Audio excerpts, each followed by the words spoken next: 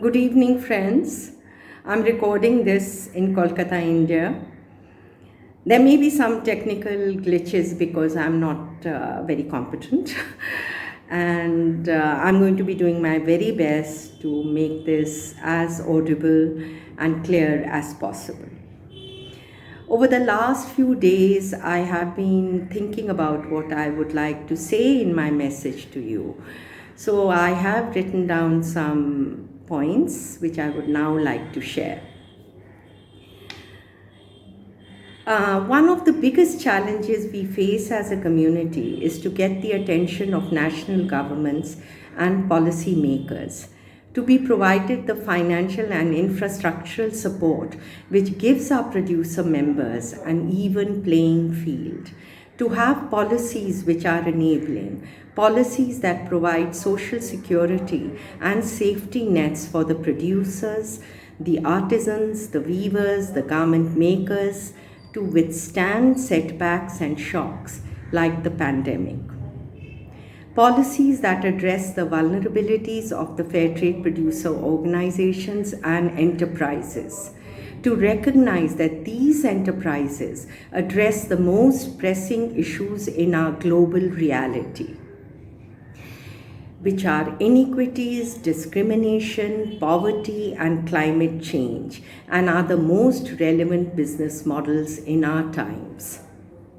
Fair trade social enterprises have demonstrated that they are viable, resilient, sustainable, and value-based businesses which place people and planet before profit.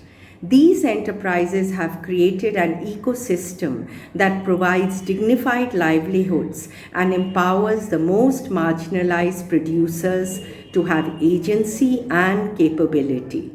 The marketplace is highly competitive, with brands greenwashing and social washing in response to consumers' ask for more equitable supply chains and processes with low carbon impact. Brands with huge promotional budgets exercise influence and control over consumers' buying behavior. For fair trade, the big challenge is to showcase the impact and relevance of our work of over 5 decades, our values and mission, which inform fair trade and its transformative quality, our long-term relationships with the producers, the enduring partnerships built on mutual trust and respect, and finally our principles, which set us apart from other businesses. We need to grow our presence in the marketplace, influence consumer buying behavior, be nimble, be agile, respond to market trends, and have visibility and again a strong presence. There is a growing number of conscious consumers who are willing to use their buying power to make positive social and environmental impact.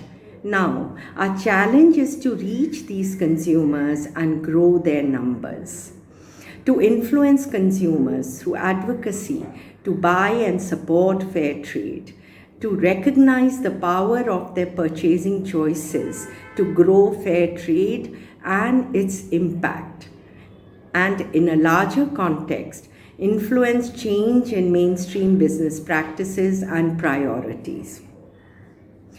Fair trade enterprises typically do not have capital to invest in growing their business substantially or putting in place technological solutions that can enhance productivity, reduce tedium, and address the ecological concerns around their production practices.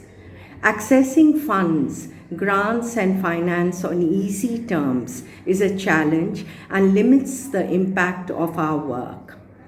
For contributing to mitigating the climate crisis, fair trade enterprises need access to knowledge, training, and practices which require expertise and finance. Governments and financial institutions must provide the required funds which are expected to be utilized for addressing inequities and the climate crisis. The ongoing pandemic has had a tremendous impact on the economic situation of the most affected countries. Many, like in India, are struggling to manage the crisis. Lives and livelihoods are affected. It has laid bare the flaws in our social system. The most impacted are the ones who are the most vulnerable. There is a new urgency to setting right the imbalances in our systems, for governments to take stock and restructure their policies, for big business to review their bottom line and expand it to cover the cost of its social and environmental impact.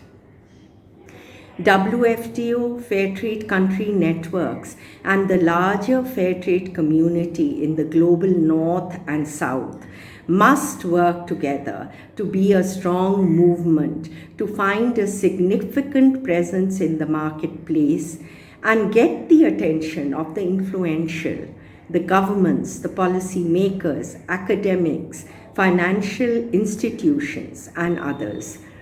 The need of the times is to collaborate and speak in a common voice for making fair trade grow its presence and influence governments, consumers, and citizens to work in unison to make global trade fairer.